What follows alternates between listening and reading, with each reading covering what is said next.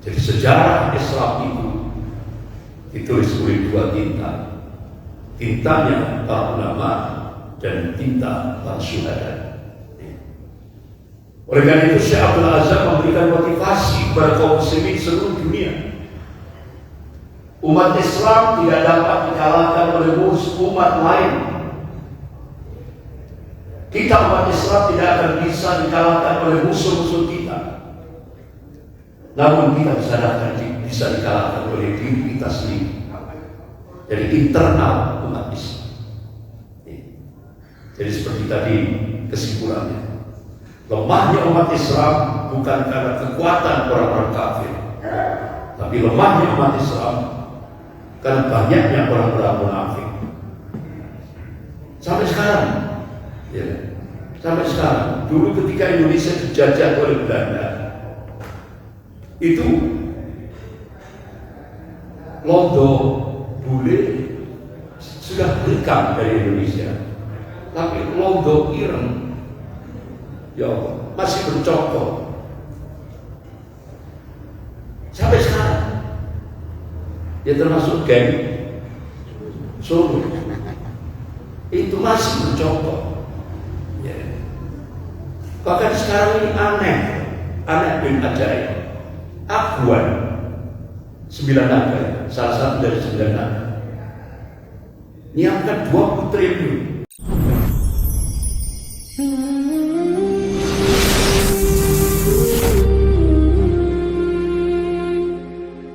Assalamualaikum warahmatullahi wabarakatuh.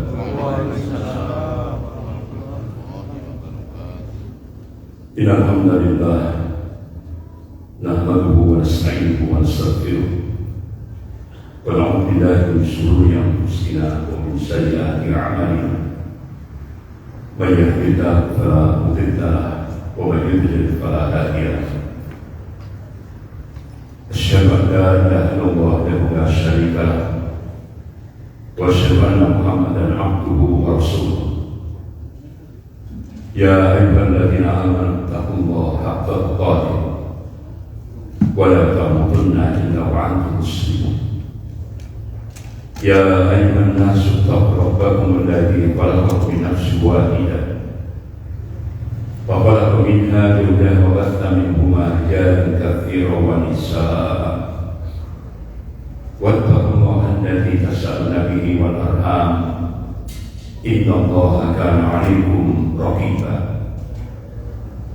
Ya ayyuhalladzina amanu taqullaha wa qulu qawlan sadida yuslih lakum a'malakum wa yaghfir lakum dhunubakum wa may yuti'illaha wa rasulahu faqad faza fawzan 'azima.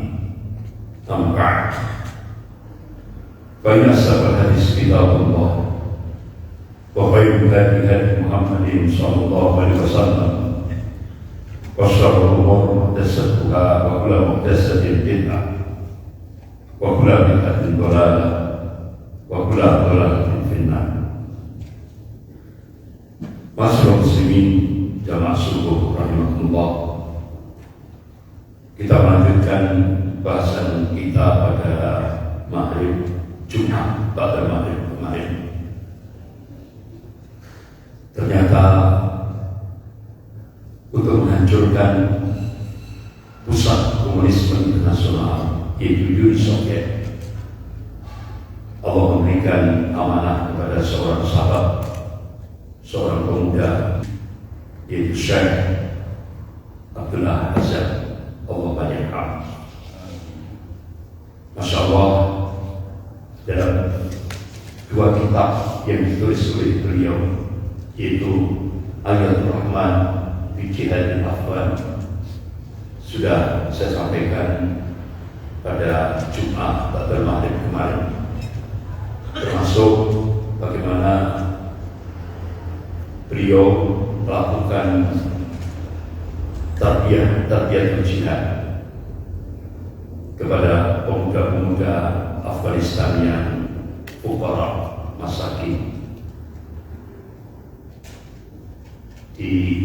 Alhamdulillah sudah ada kurang lebih 6 jilid kitab yang ditulis oleh beliau dan diterjemahkan dalam bahasa Indonesia, yaitu Tarbiyat Jihad di Afghanistan. Bapak Ibu yang dimuliakan Allah, beliau menggerakkan kaum muslimin di seluruh dunia, mengingatkan hayat bil jihad, ayo kita berjihad.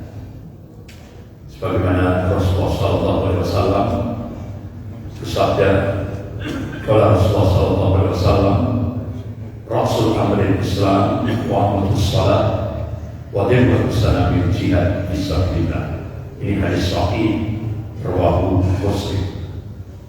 Jadi kata Rasulullah, pokok sesuatu itu adalah Islam. Tiangnya sholat. Puncak amal di dalam Islam itu adalah al-jihad fisabilillah. Ketika sahabat bertanya kepada Rasulullah, ya Rasulullah, man jihad fisabilillah, apa yang dimaksud jihad di jalan Allah?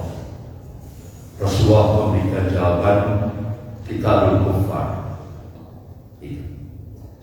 Bahkan sampai Rasulullah memberikan motivasi kepada umatnya, barang siapa yang selama hidupnya belum pernah berjihad di jalan Allah, dan selama hidupnya tidak pernah ada cita-cita atau angan-angan untuk berjihad di jalan Allah, kalau dia mati saat itu, kata Rasulullah, maka masuk batin min nifaq, maka matinya termasuk dalam salah satu cabang kemunafikan. Artinya mati dalam keadaan munafik. Makanya kenapa Allah Subhanahu wa Ta'ala memberikan satu surah khusus tanpa diawali dengan basmalah. Semua surah ada basmalahnya kecuali surah At-Taubah tanpa basmalah. Langsung Allah tegaskan bara'atu minallahi wa rasul. Jadi pernyataan langsung dari Allah dan Rasulnya, putus terhadap orang-orang kafir dan orang-orang munafik. Jadi kalau kita lihat dalam kehidupan ini, banyak orang yang bertanya, apa tuh tolak ukurnya, barometer yang membedakan antara mukmin dan munafik? Karena kalau orang mukmin sholat, orang munafik juga sholat, bahkan di shaf awal. Orang mukmin puasa, orang munafik juga puasa. Orang mukmin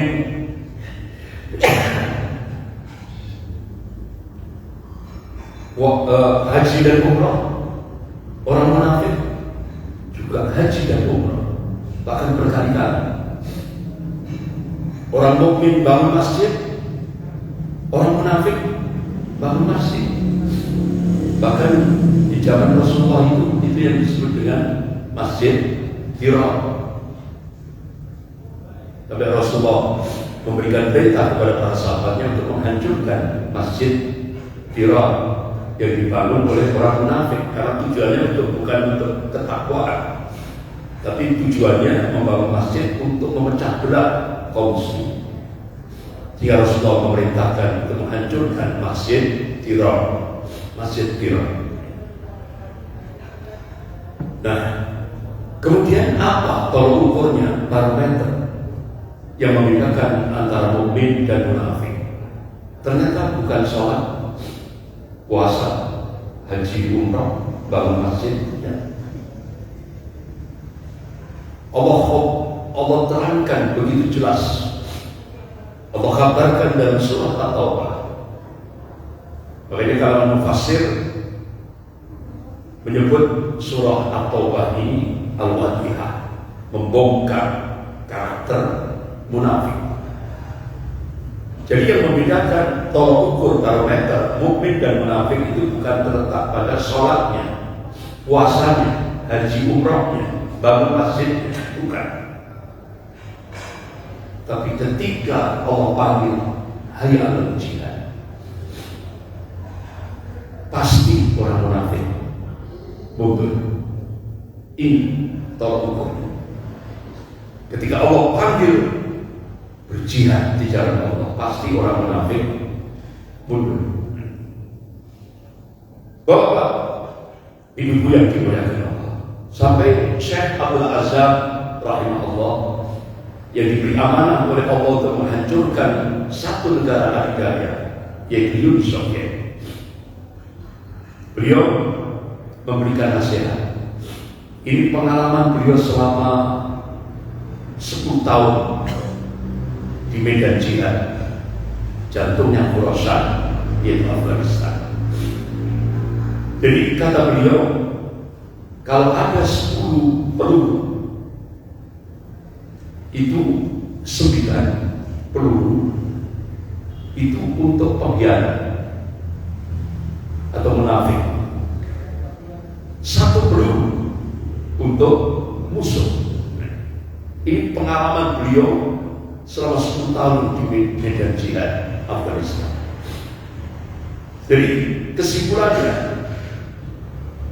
lemahnya umat Islam itu bukan karena kekuatan orang-orang kafir, bukan. Lemahnya umat Islam itu karena banyaknya orang-orang munafik. Makanya kenapa sampai Allah perintahkan kepada Nabi-Nya, A'udzubillahi minasyaitonir rajim, ya ayyuhan nabi jahidul kuffar wal munafiqin. Jadi Rasulullah perintah untuk berjihad terhadap orang-orang kafir dan orang-orang munafik. Begitu juga Rasulullah memerintahkan kepada umatnya, qala Rasulullah sallallahu alaihi wasallam, jahidul kuffar al munafiqin bi amwalikum wa anfusikum wa alsinatikum.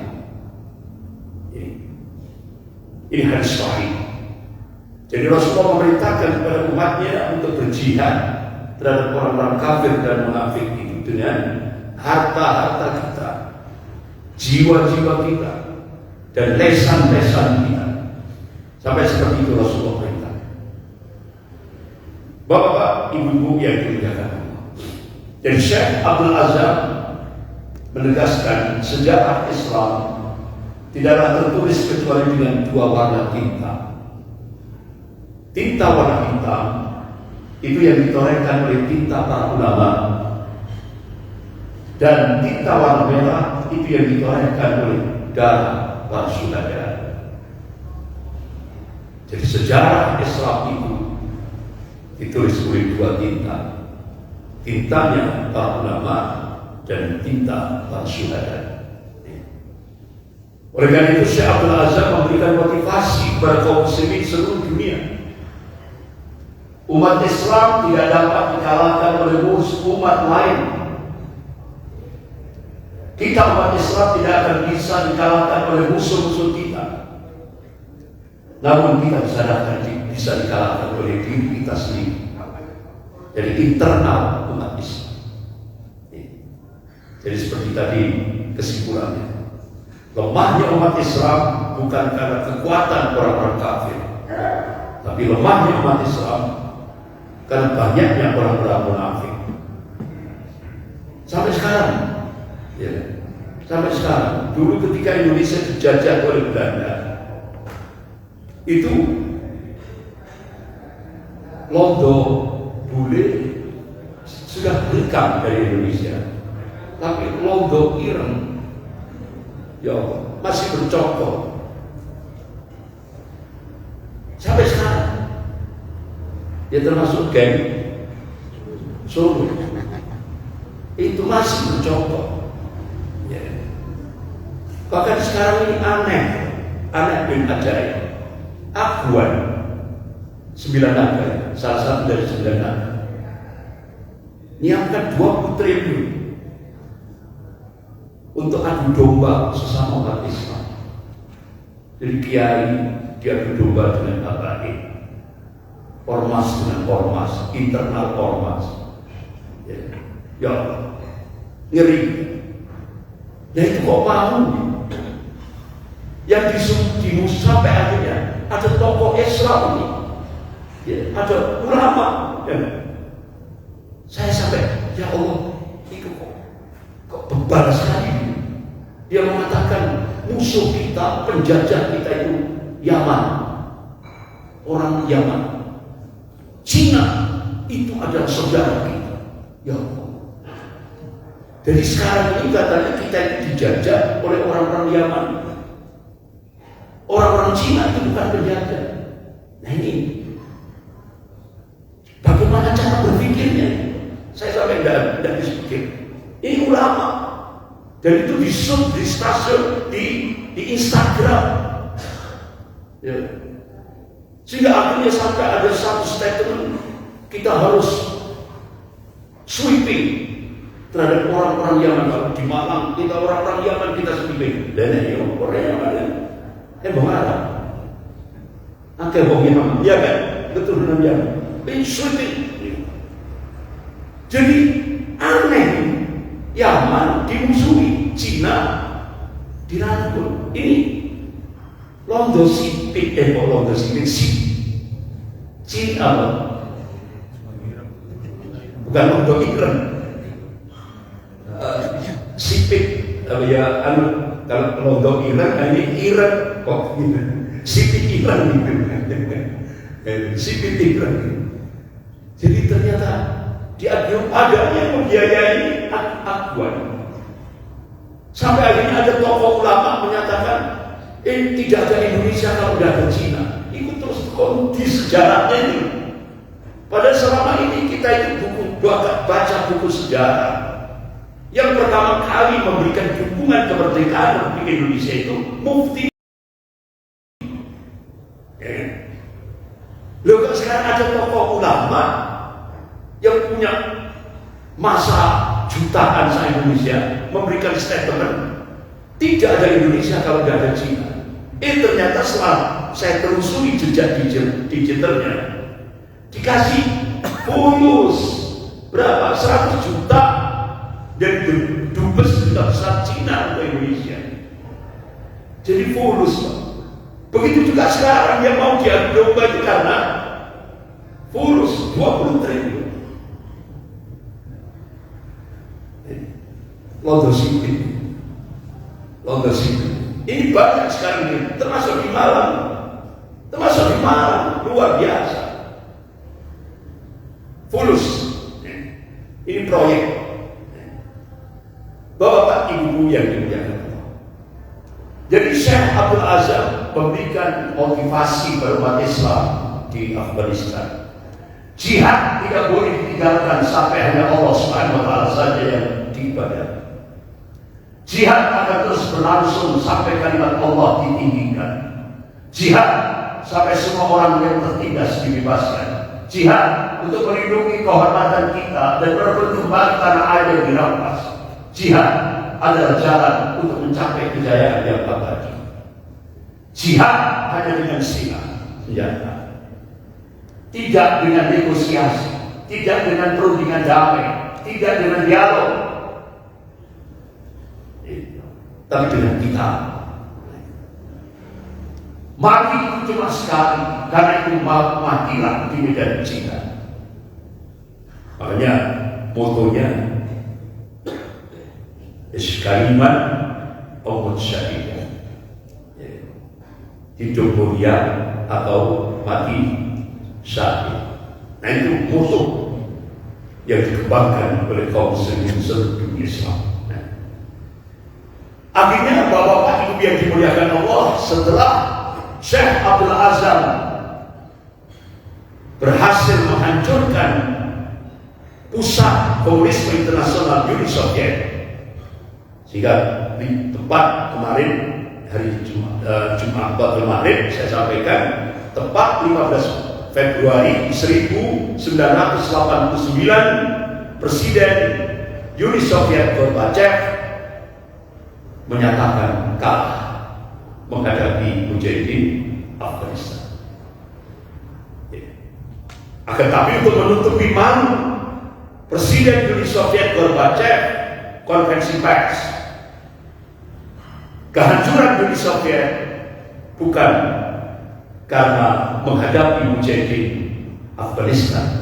Kehancuran Uni Soviet karena polisi, kebijakan glasnost dan perestroika.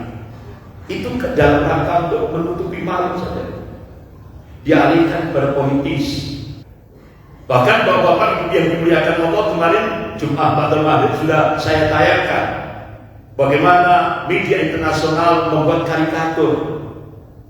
Jadi pasukan elit Uni Soviet, tentara beruang merah yang cukup ditakuti dunia ini, berangkat dengan persenjataan yang canggih menuju Afghanistan. Tapi dari karikatur yang ditulis di media internasional itu, semua pasukan elit mati, artinya jadi mayat hidup, jadi pulang jadi mayat semuanya. Itulah yang terjadi. Wa man nasru illa min indillahil azizil hakim. Kemenangan itu datangnya dari Allah yang maha perkasa lagi maha bijaksana. Itu keyakinan. Jadi kemenangan itu datangnya dari Allah, bukan dari manusia. Dan apa yang terjadi di Afghanistan itu pernah terjadi di Jawa Timur. Peristiwa 10 November. Bentar lagi kita peringatan 10 November, hari Senin. Peristiwa 10 November. Inggris dengan persenjataan canggih, pesawat canggih, umat Islam Jawa Timur pakai apa? Bambu runcing. Itu diawali oleh keyakinan sampai Hadratus Syekh Hasyim Asy'ari rahimahullah mengeluarkan risalah jihad, meyakinkan kemenangan itu datangnya dari Allah, membangkitkan semangat jihad kaum muslimin di Jawa Timur. Sehingga akhirnya Masya Allah, di Jembatan Merah itu hampir 20.000 kaum muslimin Jawa Timur mati syahid. 20.000. Makanya diberi nama Jembatan Merah. Jadi proklamasinya di Jakarta, tapi yang Mesir berjajah Jawa Timur. Jadi makanya Jawa Timur ini fenomenal. Ya, proklamasinya di Bank Jalan Pegangsaan Timur di mana Jakarta. Tapi yang Mesir berjajah umat Islam Jawa Timur. Sampai yang merobek bendera sampai jadi merah putih itu dari Jawa Timur, fenomenal. Jika sampai sekarang di Surabaya itu ada monumen bambu runcing. Jadi itu pernah terjadi. Apa yang terjadi di Afghanistan itu pernah terjadi di Indonesia, di Jawa Timur.